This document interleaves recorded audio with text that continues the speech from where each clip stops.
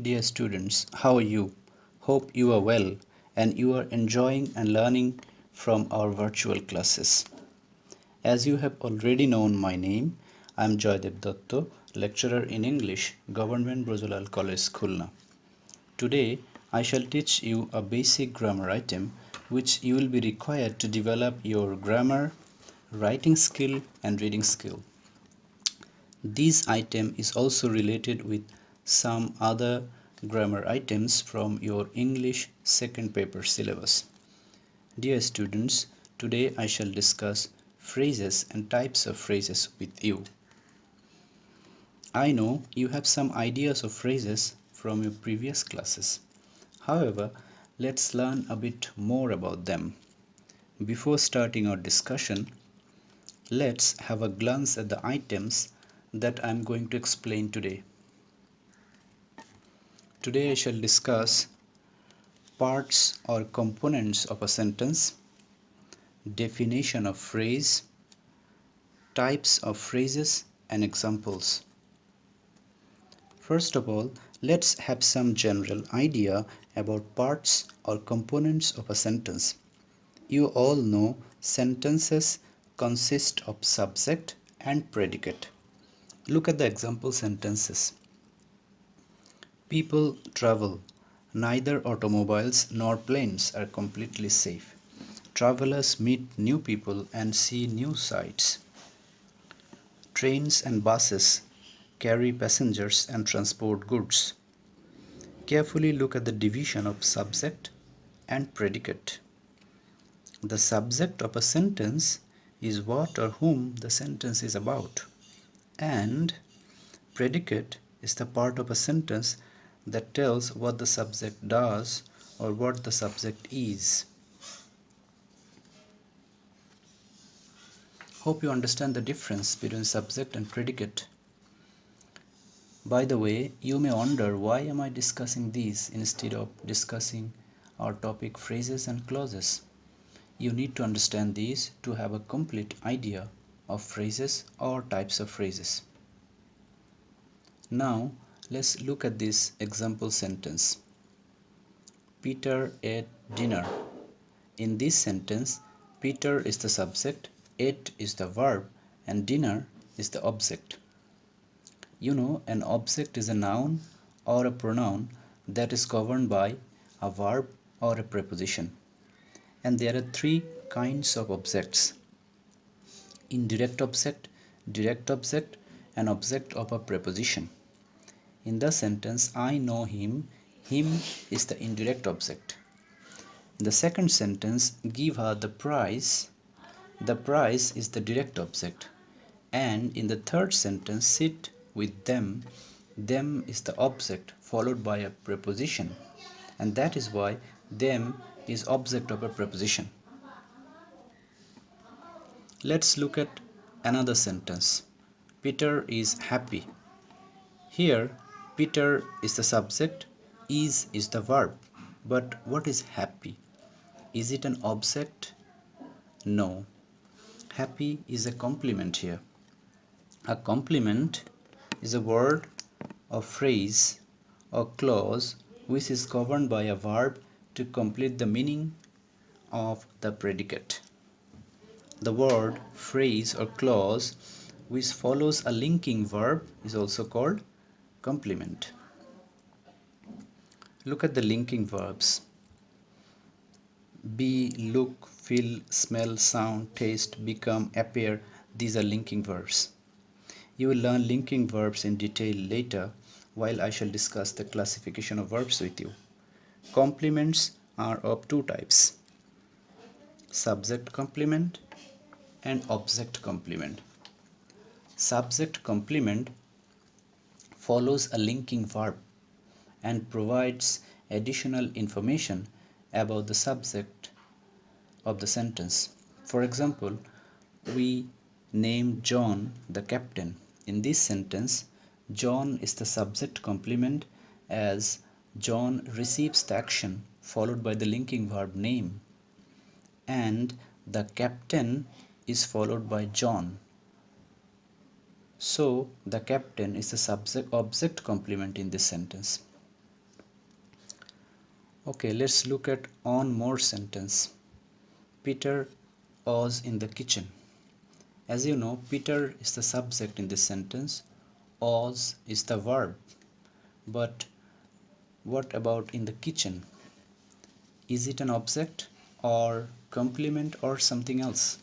No, it is not an object or complement. Here, in the kitchen is an adverbial. An adverbial is an adverb or group of words that tells where, when, why, or how the verb happened. Here, in the kitchen tells where was Peter. Look at few more examples. If you carefully read the examples, you will definitely have a clearer idea about adverbials. Now, let's summarize what we have learned till now. We have learned subject, verb, object, complement, and adverbial. Subject does the action of a verb. Verb is the action itself. Object, complement, and adverbials are optional in a sentence. An object is the receiver of an action.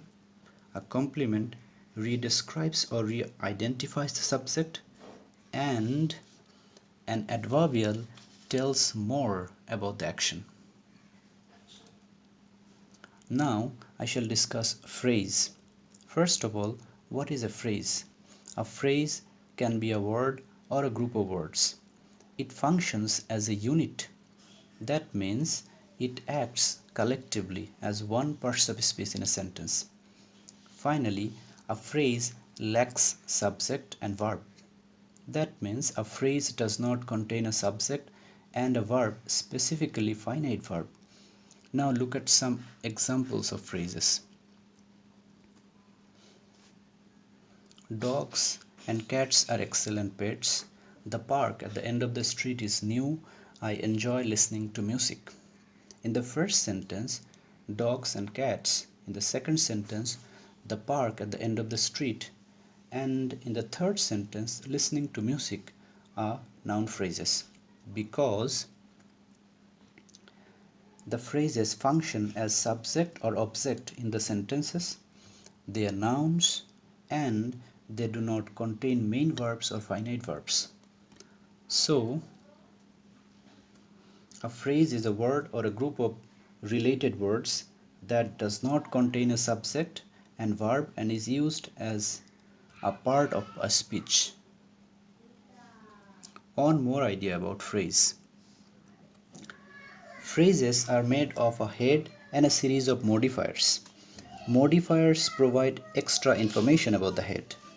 Modifiers that is placed before the head is called pre-modifier, and modifier that is placed after the head is called post-modifier. Let's look at some examples.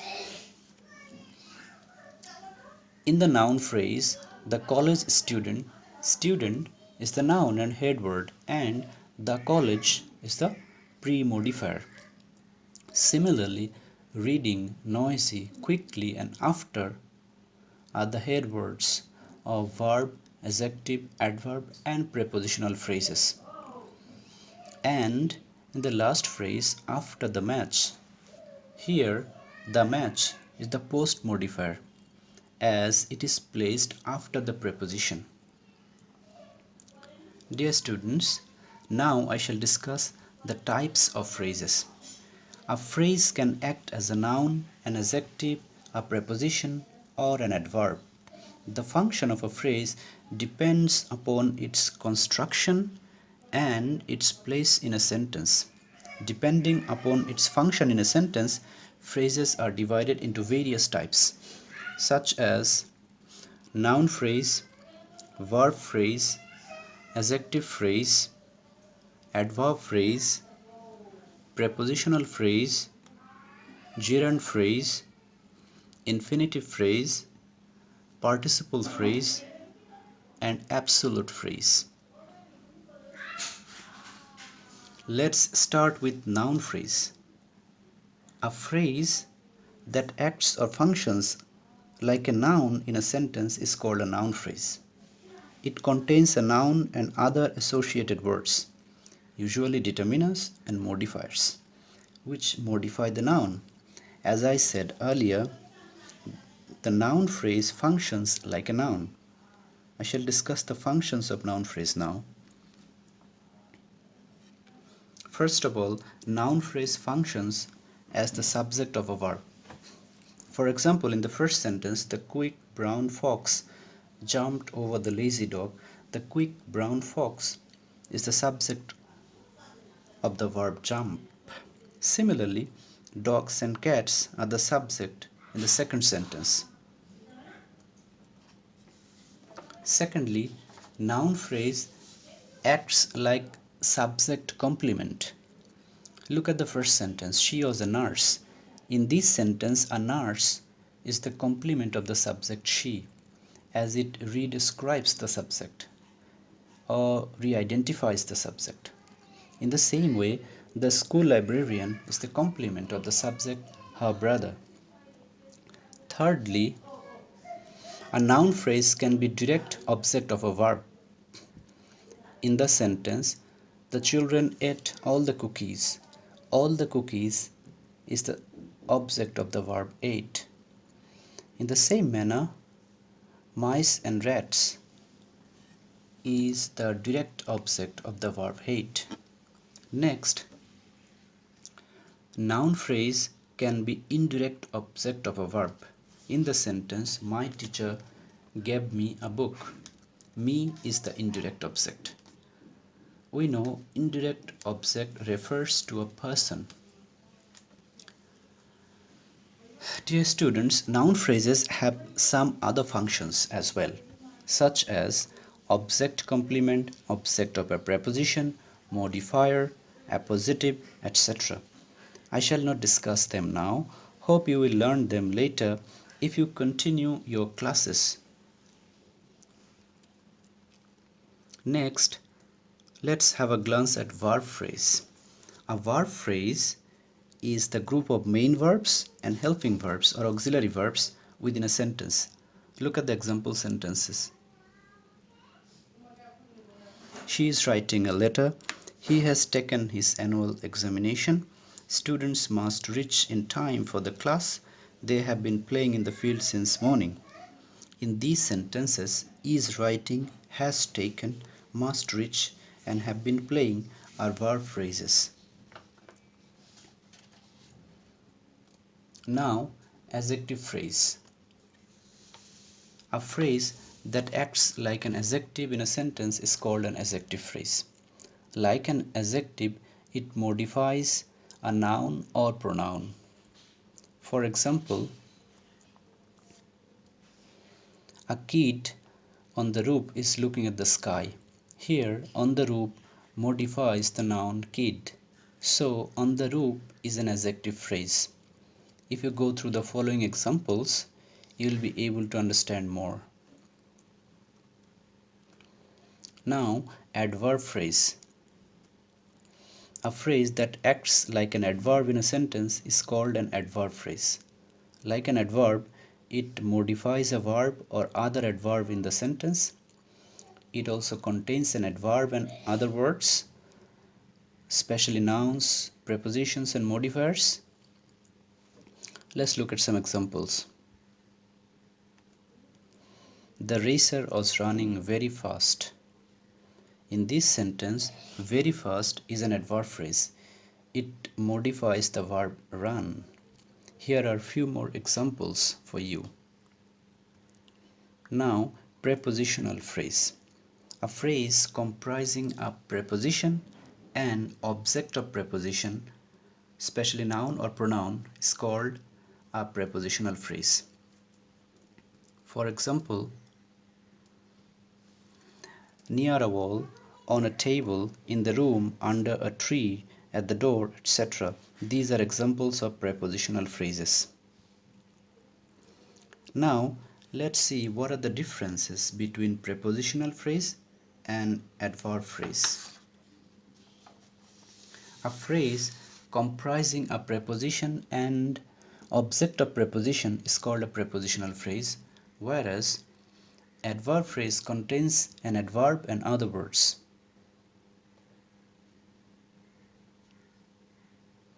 A prepositional phrase can either act as an adjective or adverb.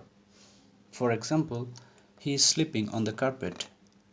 In this sentence, the prepositional phrase on the carpet acts as an adverb. And the boy in the shop is my friend.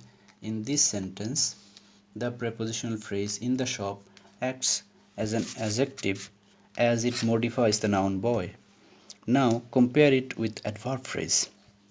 The racer was running very fast. Here very fast acts as an adverb modifying the act of the verb. Another difference is that prepositional phrase consists of preposition plus noun or pronoun, whereas adverb phrase consists of noun, pronoun, preposition or modifiers plus an adverb. Next, gerund phrase. A gerund phrase is a group of gerund. Gerund is verb with ing, modifiers and other related words linked to the gerund. Remember, a gerund phrase functions as a noun in a sentence. Let's look at some examples. I enjoy listening to music. Crying of a baby disturbed me a lot. He started writing the letter. In the first sentence, listening to music is a gerund phrase which acts as an object of the verb enjoy. So it functions as a noun. In the second sentence, crying of a baby is a gerund phrase which acts as the subject of the verb disturb. So here also it functions as a noun. Next, infinitive phrase. You know, an infinitive is to plus the base form or present form of a verb. An infinitive phrase contains an infinitive and modifier or other related words linked to the infinitive. An infinitive phrase acts as a noun, an adjective, or an adverb in a sentence. Let's look at some examples. I enjoy to drive a car. In this sentence, to drive a car is an infinitive phrase. It acts as an object of the verb enjoy. So it functions as noun. Here are a few more examples for you which I am not explaining. You pause the video and go through the sentences. You will be able to understand more. Now, participle phrase. A participle phrase is a group of present participle or past participle verb, modifiers and other linked words. A participle phrase is punctuated with a comma or commas. It always acts as an adjective in a sentence. Look at the example sentences. The students raising their hands need extra page. In this sentence, raising their hands is a participle phrase and it modifies the noun students. As it modifies the noun, it functions as an adjective here. Here are few more examples for you to study. Then absolute phrase. An absolute phrase consists of a noun or a pronoun, a participle and linking modifiers. It modifies the whole sentence. It looks like a clause but lacks a finite verb. It is separated by a comma in a sentence. Look at the example sentences. He, having books in his hand, was going to college. He, having anger in his eyes, met his enemy. Here, having books in his hand and having anger in his eyes are absolute phrases, as they modify the whole sentence instead of just a noun pronoun or a verb. Dear students, I would like to end my today's class now. Thank you for your patience. Stay home and stay safe. And don't forget to continue your studies regularly.